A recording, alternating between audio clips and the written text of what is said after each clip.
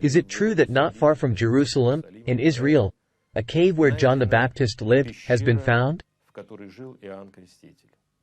The cave, a house, precisely the house of John the Baptist. What is it today, myth or reality? And crawled into the cave. It was covered with undergrowth and... On one fine day, amazing things unfolded before our eyes. Of course, we immediately realized that we stumbled upon something very important. But the fact that the cave of John the Baptist was in front of us was discovered later.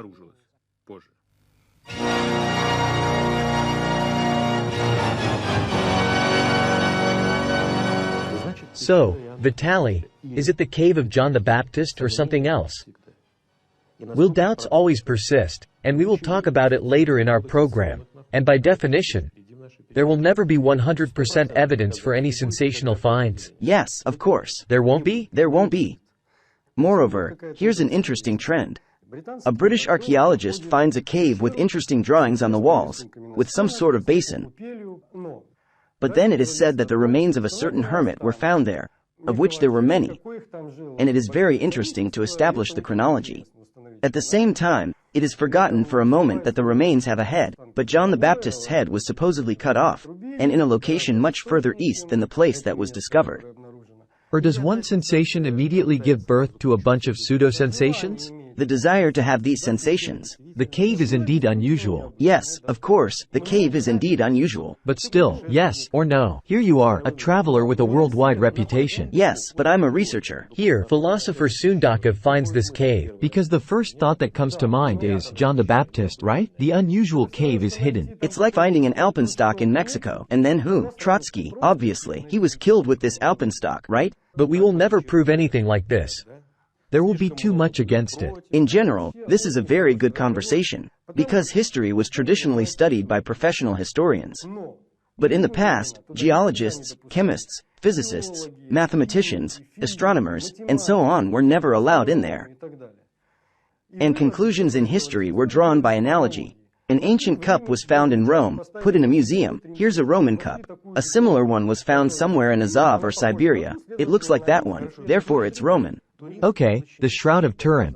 But it's been proven that this fabric simply couldn't have any relation to Christ based on its age alone. A difference of 1,000 years, right? Is this proven? It's proven. Or could there have been a mistake too? But this proves that there is a real chronology and a fabricated one by Scalagerian chronologists, that a millennium was added to our world history. It didn't exist. So, Christ was born 1,000 years later? 1,000 years later, and science confirms this. History resists it. But hold on again. We don't know when Christ was born, even though the planet's calendar starts from the birth of Christ. We know, astrologers can confirm this if we rely on existing texts related to the movement of celestial bodies. So, Vitaly, as a scientist, do you believe that the Shroud of Turin is really the cloth in which the body of Christ was wrapped after the crucifixion? I believe so, provided that the real chronology prevails, not the Scalagerian one. Then it all aligns. That it was all 1,000 years later? Yes. And what evidence is there that Christ lived 1,000 years later than is commonly believed today? I can provide a large number of examples. I'll give you the most important one. Let's start with such an example. There is a great mathematician and scientist, Fomenko, head of a department at Moscow State University. Our contemporary scientist, who, without any interest in history, began to recalculate Newton's formula related to the movement of the moon around the Earth. And suddenly he discovered that at some point the moon made 1,000 revolutions around the Earth in a second. That cannot be, it's clear. He says, wait, this cannot be because it can never be. So, Newton was wrong? Yes. Do academician Fomenko and you claim that Christ lived 1,000 years later than it is commonly believed on the entire planet? Even 1,100 years later, the dating of the birth of Christ is a very important thing, and we have been working on it for a very long time. We started by restoring the old tradition of the 14th century, which claimed that he lived in the 11th century, 1,000 years later. And just recently, was such a concept already there? Such a concept already existed. It was forgotten and replaced by the modern one. But our latest work and careful calculations have shown that the correct dating is the 12th century of the Common Era, 1,000 years later. How do you calculate it? Please explain. We simply found an old source from the 16th century, the Russian Paleia, in which the dating of the birth of Christ, baptism, and crucifixion is directly given. Who provided this dating? Paleia is a church book, like any church book. So, the author is unknown? No, it has no author, but it's a canonical church book. Where is it located? This book is located in the Rumyantsev collection of the State Library. It has a number. I don't remember it exactly now. I think it's 124. Let's say, the dating using the Star of Bethlehem. It is believed that it is known where, in which part of the sky, the remnants of the exploded star are located, which is considered to be the star of 1054 and has long been identified with the Star of Bethlehem. Radiocarbon dating of the Shroud of Turin. Until recently, among scientists, naturalists in their majority, and also among the liberal intellectuals, there existed a point of view on the question of God's existence, which was best expressed, in my opinion, by Fazil Iskander. I don't know if God exists. There is no evidence of existence and no evidence of non-existence. Academician Fomenko and his co-author mathematician Nosovsky propose, as one can easily guess, a completely new view of world history, the history of our planet. So, let's listen to their arguments and evidence once again. So, according to your version, when did Christ live? He lived in the 12th century, born in 1152. Where? Most likely, in Constantinople, also known as Jerusalem, and was crucified there in 1185. Our study of history always proceeds in two stages. The first stage is precise dating of events. We guarantee them. Here we use methods of mathematics, statistics, astronomy. All our calculations can be accurately verified. We prove that our datings are correct. We prove that there is an interpretation of sources consistent with the new dates, and we present it. Did Christ really live for 33 years? Yes. How can this be established? This can be. As Kant famously had 5 proofs of God's existence, Dmitry Likhachev had his own, a 6th proof of God's existence. The 4 Gospels about one person, written by completely different people, different writers. But the image of the main character, Jesus Christ, remains the same in all 4 Gospels. This is evidence that it is a real personality. You see, today we easily deal with large numbers. We say it's the year 2004. But ancient people struggled to understand large numbers. Therefore, the ancient way of dating was the so-called solar cycle, lunar cycle from 1 to 19, and the indiction from 1 to 15. After we obtained the dating of the Star of Bethlehem in the 12th century AD through astronomical methods, the radiocarbon dating of the Shroud of Turin gave the same date. And in the chronicles of the 12th century, there is the brightest duplicate of gospel events. Just spitting image. When you start to put this together, you realize that the time discrepancy. To believe that it's not the year 2004 now, but 1004, is beyond my intellectual capacity. If we really subject certain historical events to research activity, then we will easily find out that, for example, all the megastructures, and I'm not talking about the Egyptian pyramids, are made of concrete. There were no millions of slaves allegedly hauling these blocks and so on. Just ordinary concrete. But isn't that easy to verify? Yes, easily. So, is it done? I, for example, went and checked. And what? Concrete. What? Real concrete? A documentary was made. A scientific article was written. Yes, concrete. What pyramids are those, exactly? The main pyramids, Cheops Pyramid. So, everything around Cairo? Yes, they are made of concrete. This is the discovery of the French chemist Joseph Davidovits. By the way, a very significant discovery. Here are the Egyptian pyramids. And not only the pyramids, by the way, but also obelisks. Egyptian statues made of granite, of diorite, they are made of concrete. But if we talk about pyramids, it's very primitive concrete. But where did they get the concrete from? It's finely ground, dehydrated rock which is poured with water. So, it's primitive concrete there? The pyramids are made of primitive concrete, at least inside the blocks. By the way, if you look at the small pyramids, the pyramid blocks there deteriorate like teeth. Why does a cavity form? Because there is a hard enamel and something softer inside. That's how pyramid blocks deteriorate. Look how complicated everything is. For example, if we talk about Egypt. Egypt is a province of the empire, a royal burial necropolis. And they didn't bury rulers of Egypt there, but rulers of the entire empire. It's a royal necropolis. That is, Egypt was only involved in funerary affairs, as a province of this empire. There, they buried the kings of this empire.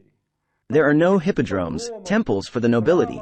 There are only burial activities. In Egypt, you won't even find the word pharaoh, neither on steles nor in papyri. Everywhere it's written funeral. And when you ask, show me the word pharaoh, he says, here it is. This means funeral. Well, P and H are pronounced as F. In what language? Well, that's what we agreed upon. Who agreed?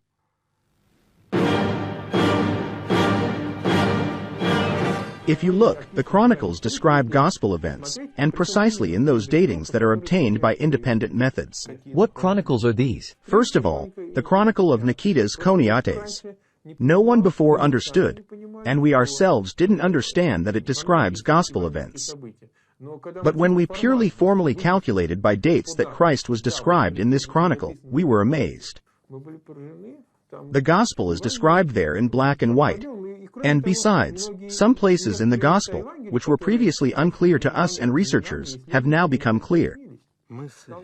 The idea that humanity, if conventionally counted from the birth of Christ, is not 2004 years old, but only 852 years, is, of course, a very unusual thought. But perhaps, gentlemen, all the imperfection of man with his ambitions, stupidity, greed, and so on and so forth, maybe indeed, all the imperfections of people can primarily be explained by the fact that we, earthlings, have only been around for just under 9 centuries. Please tell me, how is the calendar on Earth conducted nowadays?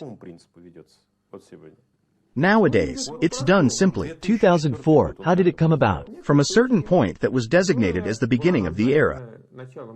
And who and when was it designated? This point was designated in the 16th, 18th centuries when certain erroneous calculations were made. Who did that? We cannot name the name, but most likely it was Scaliger. But we can specifically say what calculations were made and where exactly the mistake was made. And Scaliger, forgive my ignorance, is? Scaliger is a person who in science is considered the founder of scientific chronology. If you open textbooks on chronology, What was his nationality? it is believed that he was a French scholar. What century was it? The 16th century. Understandably, in the 16th century, during Scaliger's era, astronomy and mathematics, as well as the art of studying ancient texts, were not developed as they are today. After all, in the 16th century, practically one person, his school, the Scaliger school, established the dating on the planet. But one person, even founding his own scientific school, can always make mistakes. Man is human. In any case, now the book by Fomenko and Nosovsky, Tsar of the Slavs, is being studied by the entire scientific world. According to the concept of Fomenko and Nosovsky, the Shroud of Turin, that is, the cloth in which the body of Christ was wrapped, is authentic. In other words, gentlemen, this is the highest, now scientific evidence of the existence of God on earth. When that face suddenly appeared on the Shroud of Turin, there was a feeling that we already know this face. Am I right? We have seen it before. We explain this by the fact that icons were painted from the shroud. But it had such a difficult history. It was lost, stolen somehow. The difficult history of the shroud can be traced back to the 17th century, and in the 16th century, everything comes to a halt. Reliable history is traced back to the 17th century, from the moment when modern practice, that has come down to us, appeared. It existed since the 17th century and brought us the correct understanding of history. The history of the 16th century is the very history that they wrote in the 17th century. It is significantly distorted, and as a result, we cannot reliably look back to the 16th century today. This is evident from the documents. There is Ivan the Terrible. Is that the 16th century? Yes, but where are the authentic documents from Ivan the Terrible? Here are authentic autographs of the Romanov Tsars. No questions asked. There are originals. There are many of them, and they are equipped with protection technique. Because a royal decree is not just a piece of paper, it could mean a lot. And it wasn't just written on paper. Starting from Mikhail Romanov, no questions asked. And what about Ivan the Terrible? Well, questions start arising. Boris Godunov, Vasily Shuisky? Sure, they will show us decrees. For example, the original decree of Ivan III. Just some text written on a piece of paper. Besides a pendant seal, there are no safety features there. But, excuse me, the pendant seal can be attached to anything, making a mold from any decree. Tell me, what do you think about the cave of John the Baptist found in Israel? As for the recent discovery of the cave of John the Baptist in Israel, the cave is huge. I think it's 20 by 10 meters. John the Baptist is depicted on the wall. Such a huge cave. You don't believe in this, do you? How do you imagine this? Christendom for 2,000 years. A cave. It is absolutely obvious, as they describe, that this is John the Baptist. It's just written on the wall. And for 2,000 years, no one knew about this cave? And only now they found it. Can you believe in this? I can't. Why do we, and the whole world, study history by periods and by countries? Why not like this, evenly? Because it doesn't match up. If we take these periods and countries and start connecting them together, we see that neither the chronology nor the rulers match up. There are many phantom stories that have been transferred from one character to another. After the collapse of the empire, independent states were born. And each one needed a personalized and preferably ancient history, rooted in the distant past. Every historian commissioned to serve this political society wrote under a certain government contract. Dmitry Sergeyevich, is Eisenstein a great director? It's somehow commonly believed that a great artist, a truly great one, cannot lie. Oh, no. No?